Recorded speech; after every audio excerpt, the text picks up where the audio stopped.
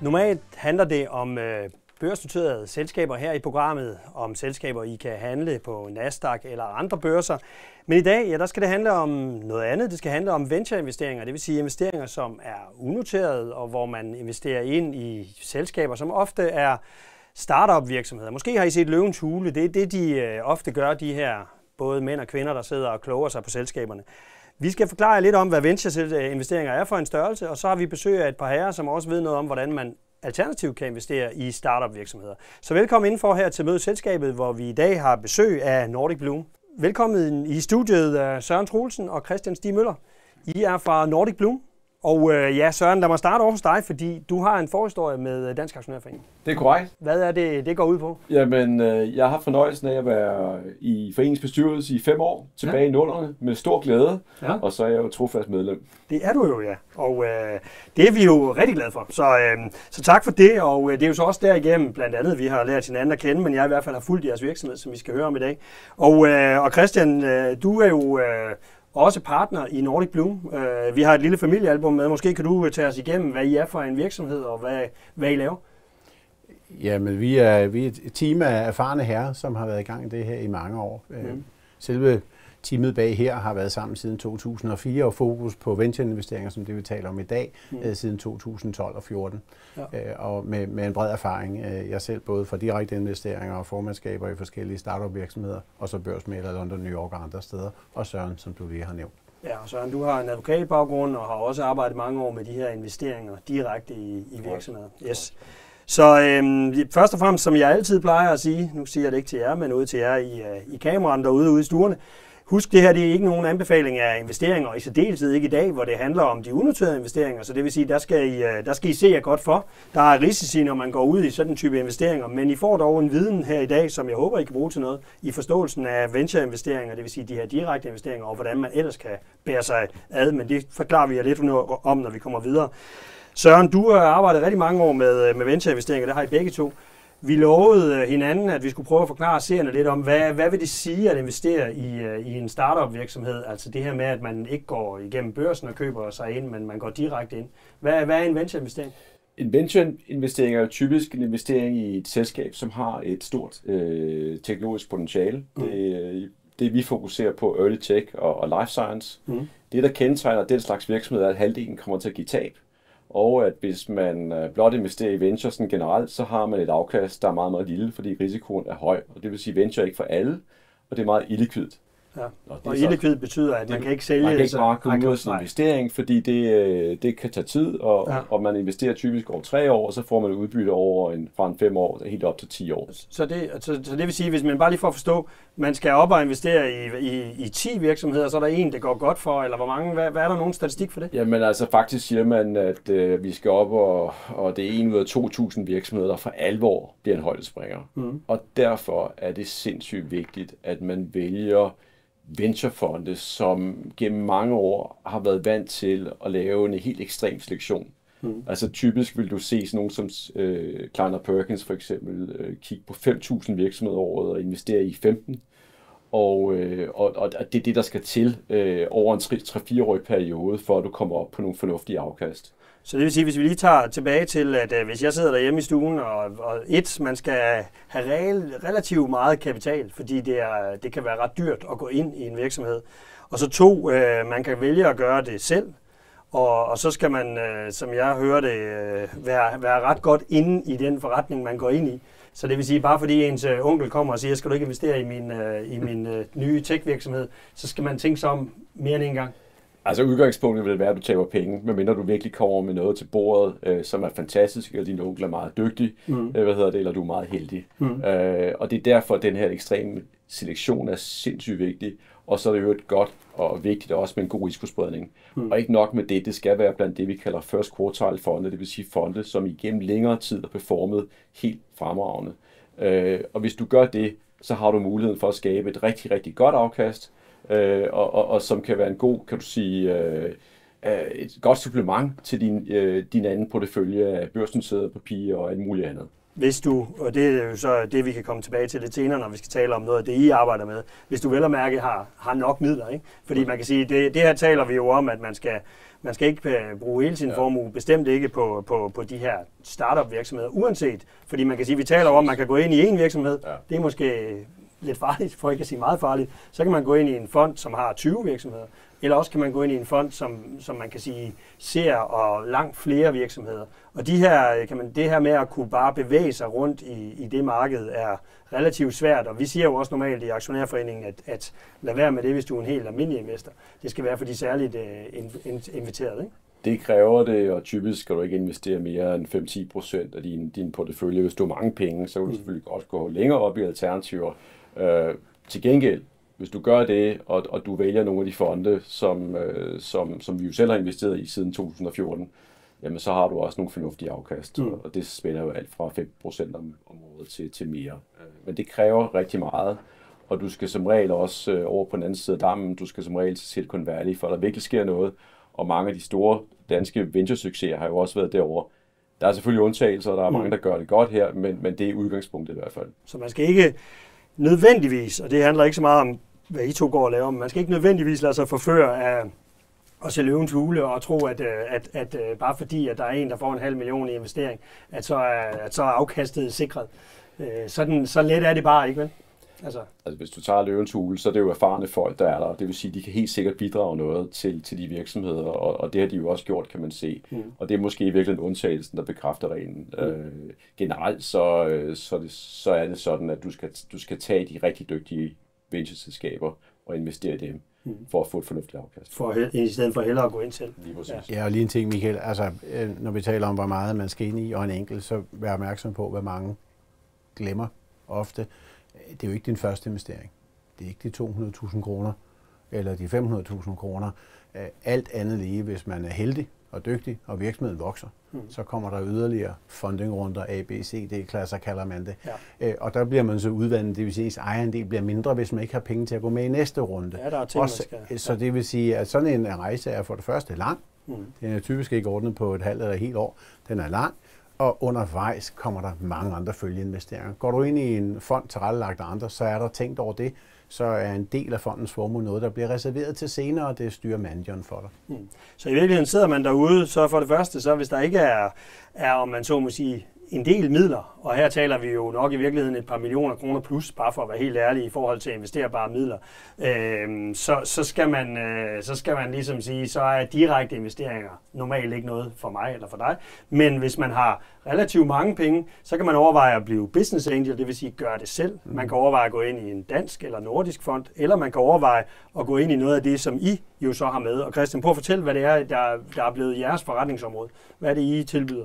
Jamen det er jo så en, synes vi selv, unik adgang til det amerikanske, som Søren lige var inde på, venturemarkedet. Det amerikanske venturemarked er for det første historisk ældste. Det er det mest gennemskuelige, transparente. Man har klar data på, hvilke fonde, der klarer sig godt over tid.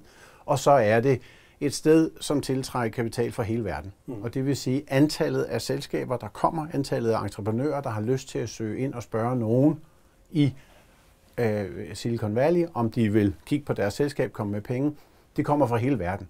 Her i Danmark og i Norden, der hvis man er heldig, kommer det fra Danmark og Sverige og Norge, typisk bare fra landet selv, så det er meget, meget mindre dam og fisk i. Det vi tilbyder er muligheden for at komme over til nogle af de amerikanske fonde, som har det netværk, og dermed kan give den spredning. Så en fond har 150-200 investeringer, altså selskaber under sig, i stedet for, hvis du slår op i det danske, herhjemme typisk 20. Lad os lige slå fast, at vi står her for, at hvis man måtte være interesseret, så er det et møde med jer, og ikke andet, der ligesom er på spil her, om man så må sige. Der bliver holdt nogle informationsmøder og nogle muligheder for, at man kan komme og tale med jer.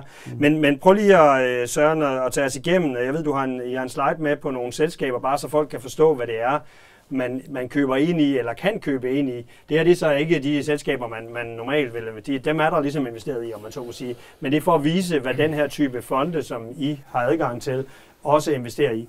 Ja, det er noget af det, som vi har i fond og fondsregi, kalder vi det, altså hvor flere venturefonde er puljet i en hovedfond. Og over tid har dem, der har samlet de fonds, jo lavet de succeser. Og det er jo noget af det, der er med til at skabe de gode afkast, der er tale om. Og det der, det er jo en ud af 2.000, der er helt oppe og ved den der, ikke? Det betyder, at du skal have et godt råmateriale, som Christian også er inde på her. Og hvis du ikke har det, jamen, så bliver det meget svært at finde en Zoom, eller en Facebook, eller en Snowflake, eller hvad ved jeg, ikke? Jo, så det vil sige, at der er et spørgsmål om, hvor stor en dam fisker man i, og så er det et spørgsmål om at finde de rigtige mennesker. Og hvordan de så i øvrigt vælger dem ud. Ja. Men der ved jeg, der er I valgt en model, hvor I baserer det på at finde nogle gode iværksættere.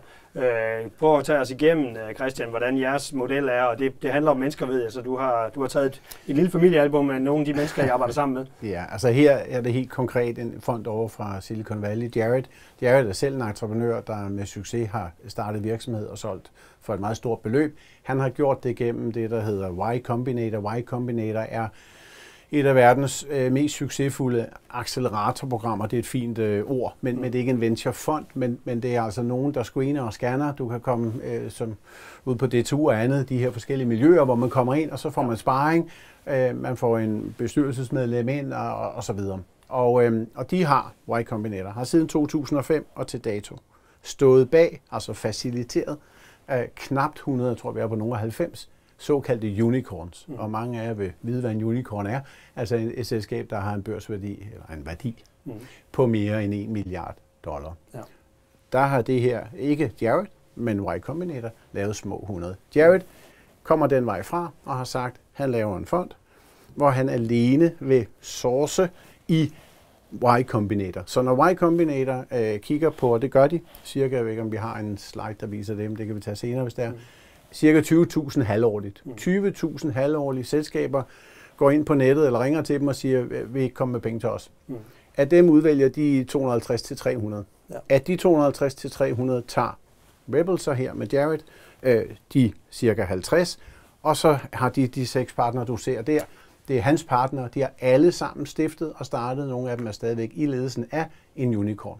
Så det er altså nogen, der ikke bare har lavet en lille succesfuld god virksomhed, det er big time det der, det er dem du så før. Yes. Det er de 6 mennesker, der sammen med Jared en gang hver halvår sætter sig ned op og beder de 300 ned til 50 og ned til 25, så investerer de 25 på halvår, over 4 år giver små 200. Så det er den selektionsproces, vi også ser her. Altså det her handler om kritisk masse. Man kan se nok selskaber, man har de rigtige mennesker til at vælge det.